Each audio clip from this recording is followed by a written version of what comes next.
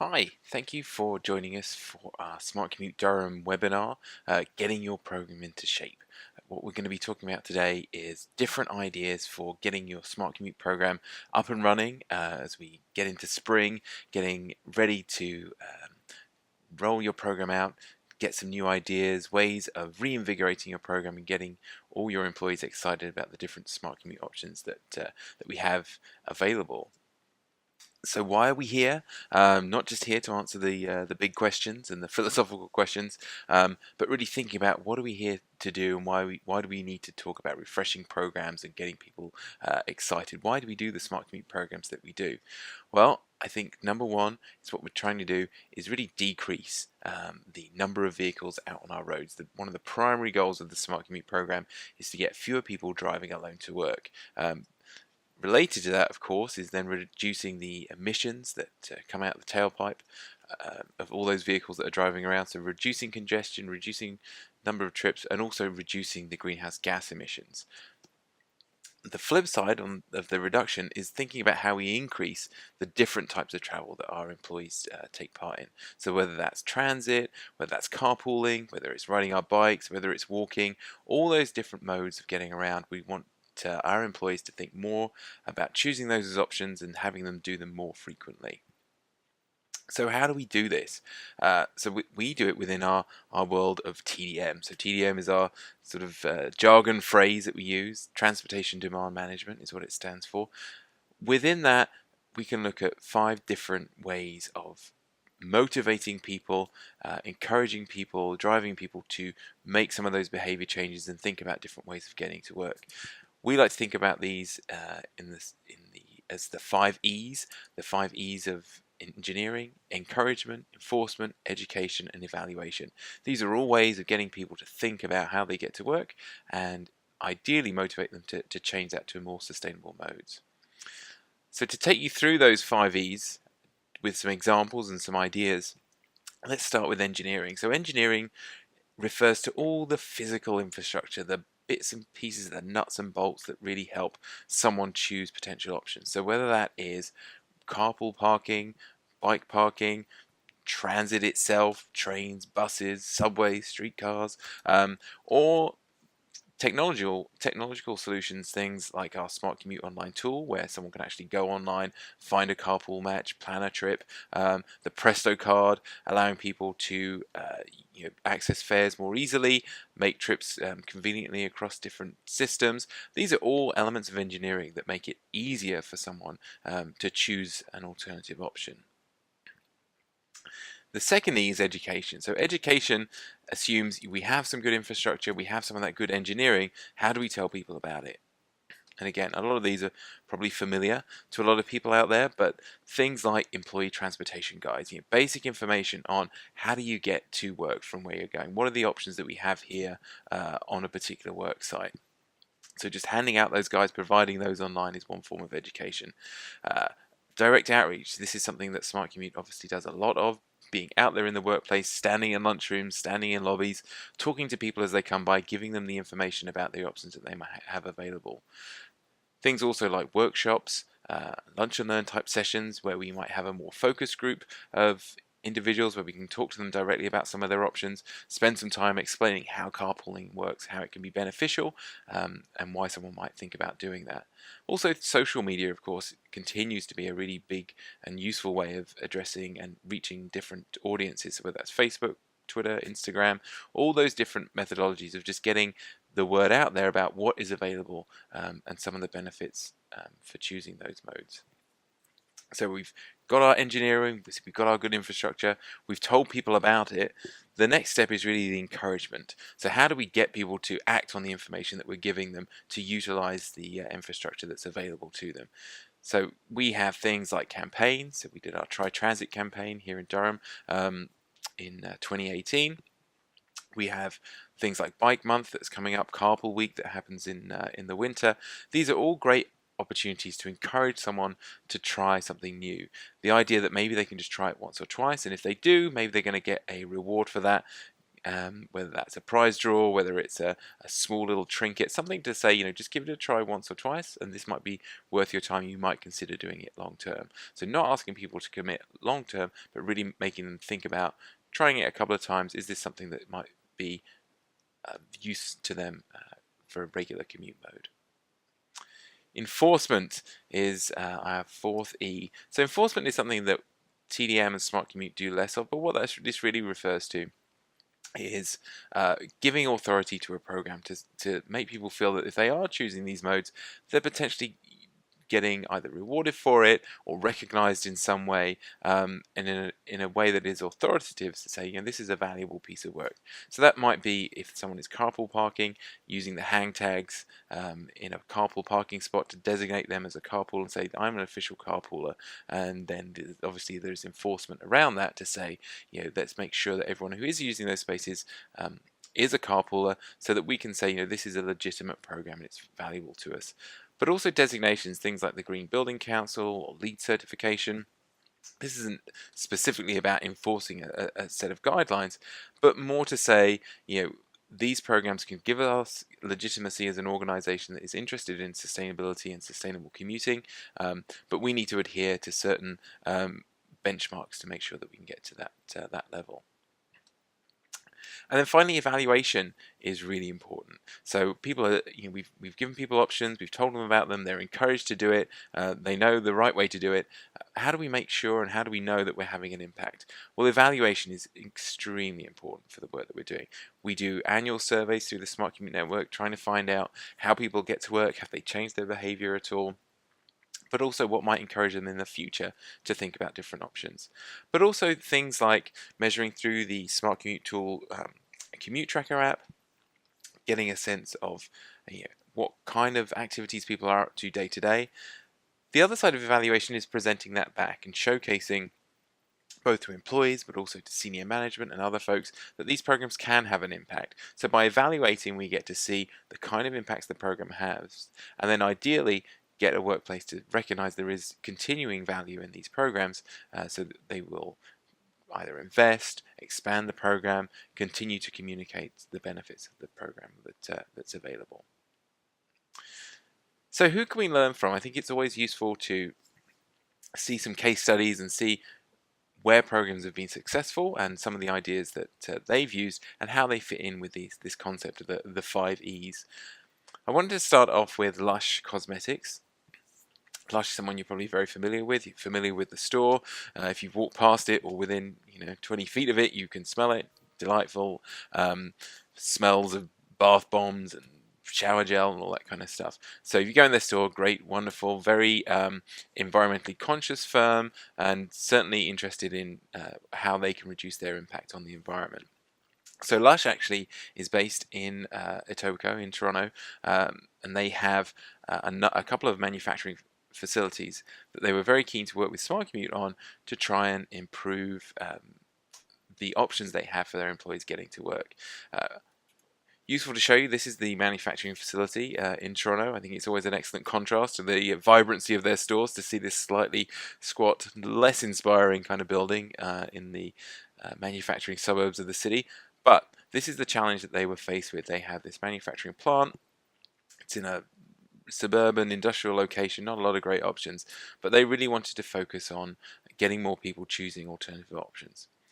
So some of the programs that they looked at, specifically on the engineering side, were the discounted transit pass program. So they were providing a 50% discount on transit passes for all those employees who chose to use it. So if someone was interested in taking the bus, and the bus came reasonably close by, it was about a 5-minute walk away from this location, they could get a monthly pass at half the cost they would be paying normally. So that's a great incentive to encourage people to use it. They had about 250 staff using that program out of a workforce of about 400 to 500 depending on the season. So a really good number of people using that program. They also invested in cycling infrastructure. So again, they knew they had some cyclists. They knew that they wanted to get more people cycling. So they invested in a couple of things. They created a bike share program. where employees could go and borrow a bike. So if they'd chosen to, for example, ride the bus to work but wanted to get around during lunchtime, run an errand, they could use one of the bikes at the workplace. They also created this incredible bike storage and maintenance facility in a storage container. So they provided that where employees could go, they could do their own mini tune-ups on their bikes, they could borrow the bike shares, they could borrow helmets. They created a really robust program to get people comfortable with cycling and really to demonstrate that cycling was an option at Lush. The other piece of work that they made sure to do continual evaluation. So here's a great picture of everyone in the workplace doing their survey. They made folks do it during their lunchtime, sit down for 2 minutes and do a quick survey, which was great. They do wonderful events where they had people out for sustainability days and getting people riding mini bikes, really just to raise the profile of cycling and commuting overall and getting people out and engaging with Smart Commute as a program. Even when they branded things, it's exciting to see the Smart Commute brand being kind of embraced by the Lush brand. So there you can see a little shot of one of our outreach tables, but they created a little sign in the style of the Lush store branding, which I think is a really interesting way of saying, well, this is something that we support corporately. It's very important to us. So what did they see? They saw their single occupant vehicle commuting dropping by 13% and carpooling increasing by 71%. So really significant changes in their commuting patterns. They had 24% of staff indicating they bike to work more frequently, and 38% of those employees who took transit were doing so because of the subsidies provided. So we know that when we provide a transit subsidy, often a lot of people taking advantage of that may already be transit riders. For Lush's case, 38% of those people using that subsidy were only doing so, using transit, were only doing so because of that subsidy. So again, I think it's a really valuable way of showing that kind of investment does change travel behaviour. So what would we say are their sort of the secrets of success? They're not the greatest secrets. It's pretty much out there, but how are they using some of these ideas to drive their programs?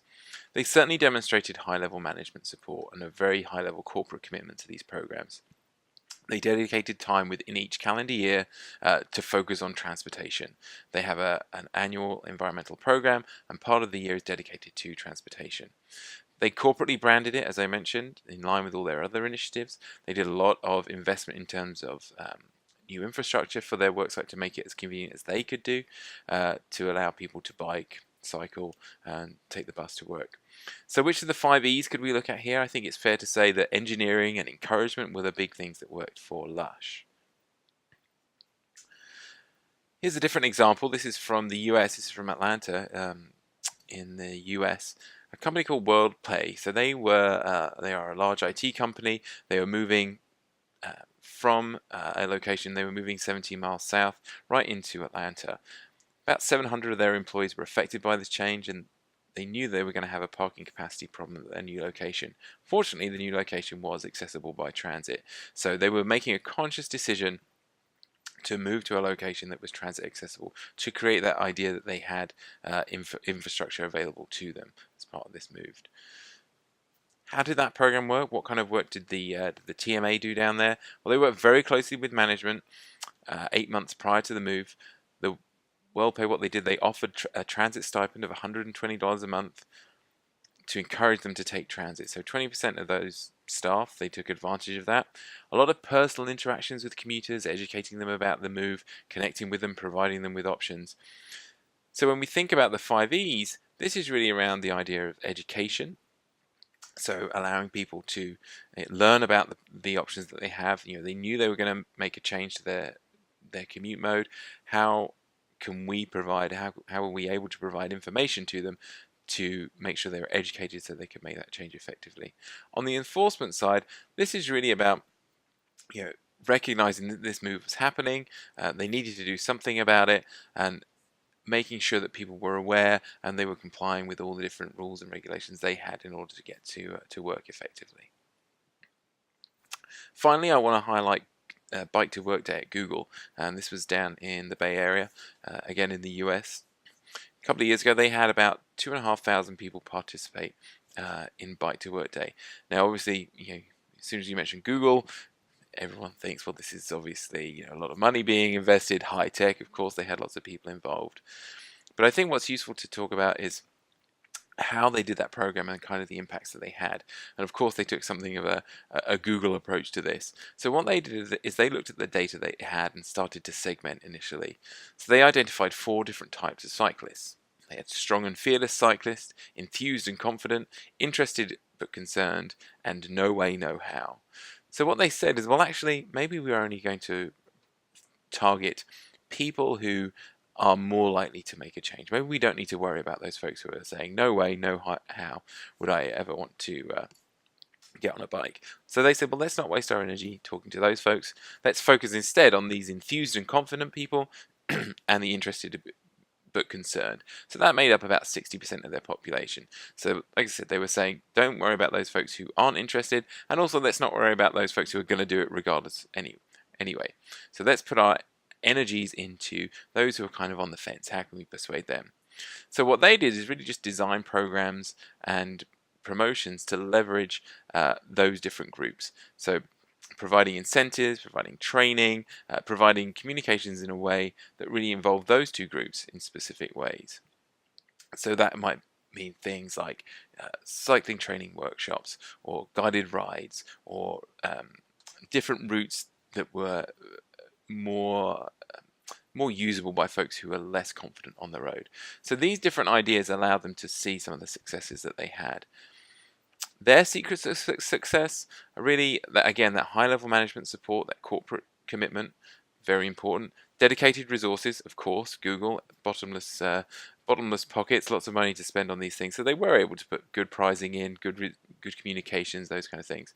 But I think probably most important was this idea of data. How did they use that? And how did they use that to understand the audience? That's something that's not necessarily something that costs a lot, but spending a little bit of time to understand who you're talking to, who do you want to talk to, and whose behavior do you want to change, can really focus the resources you're applying and make sure that you're talking to the right people who maybe do have that ability to change and have an interest in changing their travel behavior in the way that we're asking them to do so. So which of the 5 E's do we talk about there? Well, evaluation. Evaluation gives that data. So only through data gathering and evaluation do you learn who are the different folks within these groups. And then encouragement based on that evaluation. So with those ideas in mind, those examples, I wanted to take you through a quick workout scenario for your Smart Commute program to ideally highlight some things that you can do regardless of how many resources you have, how much time you have, different ways of getting the program in shape so that you can really provide the kind of program that works best for your workplace. So let's think about our light workout. So you're pretty tight on time. We recognize this is not necessarily everyone's #1 priority. You probably have 100 other things that you need to get done today. But maybe you have 10 minutes a week. It's barely any time. The time it takes, to sit and drink your coffee. 10 minutes per week, what kind of things could you do? You could go and hang a flyer in a break room that's promoting the Smart Commute program. Smart Commute can always provide you with those communications you can put up. It takes you 10 minutes. You could send out an email reminding people of the commute incentives that you have. Again, Smart Commute can help you create something like that. You may have something already available to you that, again, you can send out. You could update your email signature to include a message about commute options. So we see that people put inspirational quotes on the end of their email signature. Maybe you could put something about trying the carpool program or thinking about riding to work. Change that up and get people's attention in a different way. Perhaps you bump into your CEO in the elevator and you've got maybe a minute as that elevator goes up to tell them how much staff are really loving the program. Maybe share some good news stories and highlight to senior management the value of this program. Okay, so you're feeling kind of loosened up. Maybe you've got 20 minutes per week, a little bit more time to do this kind of work. You could take a new hire, someone who's just joining the program, you could help them build a custom commute plan. So with that new person starting work, you could provide them with some options on how they can get to work without using their car. You could send 5 personal emails to colleagues asking them to get involved and maybe build a team that might be interested in sustainability. So 5 emails to say, hey, I've got this program, it's pretty cool, you should think about trying it. Nice and easy. Maybe you can create content to share in a weekly newsletter, intranet content. Again, might be just a couple of bullet points just to flag the programs that are available to staff and they might not be aware of. Or you could set up a meeting with your head of human resources, again, to talk about the value of the program, especially as it relates to recruitment and retention of employees. So getting them to understand the angle of this might not just be about sustainability in the environment, but actually there's a value to your operation in terms of making staff happy, making your workplace more attractive to new staff. Okay, you're really working up now. Maybe you've got 45 minutes per week, lots of time. That might give you time to compose something like a monthly newsletter. It might be a monthly e-blast highlighting different commute benefits and opportunities that are going on. You could start to plan a quarterly commute campaign. So that might be very straightforward, but you might say, well, you know what, we're going to do carpooling one quarter, we're going to do cycling another quarter. And that campaign might just be, try it out, give it a try, we're going to offer some prizes, we're going to have some events. But think about that as an option. Maybe you can have an outing on local public transit. It could be a team building exercise. Sometimes the best way to encourage people is to get out there and do it. Maybe you have a team meeting on the books. Maybe there's an hour that you have to say, let's go and do this on the bus. I'm going to show you how easy it is to connect to the GO train station, for example. Again, encouraging people through that experience. As an individual, you might think about attending a local meeting on transportation issues, understanding how perhaps transportation changes near your workplace might actually affect your employees and may require them to use different modes. You might be experiencing some road closures, or there might be transit improvements, these things that might be a benefit or an opportunity to get people to change their behavior. You can sit down and create a green commute fact sheet with lots of tips on transportation and the benefits of that as well. And again, this is something that Smart Commute can help you with. So 1 hour per week. If you really want to stretch yourself, this is all we need from you, is an hour a week. You could host a monthly lunch and learn event, again, to talk directly to staff about some of the programs available and the benefits they could get from that. You could have a little lobby in your a little table in your lobby, hosting a breakfast event, talking to people about the opportunities available to them. Again, dropping by, giving them coffee, getting a chance to say, yeah, how did you get to work today? Well, I've got some good ideas for you. You could have an office challenge, getting people to compete either between each other, potentially between departments, and saying, who's gonna carpool the most, who's gonna bike the furthest, those kind of things. Or you could create content for a video that you could record. Really easy. Sit down 5 minutes, talk directly to camera, tell people about the programs available, and post that online so that employees can see that. Everyone loves a video to look at maybe while they're having their lunch. So lots to think about there. We've covered a lot of ground, but hopefully some interesting ideas and tips for you that you can take away and think about as we launch into the spring and launch into Smart Commute programming. Just as a reminder, think about the 5 E's: the engineering, education, encouragement, enforcement, and evaluation. Very helpful way of structuring the kind of work that you're doing. Think about what works best for your workplace. What works well at one may not work for another. Think about what you know about your employees, how they react, what they're most interested in, what kind of opportunities and challenges you have. Make sure you're building a program that fits your capacity. So Smart Commute is here. We can do a lot of work for you. We're really here to help.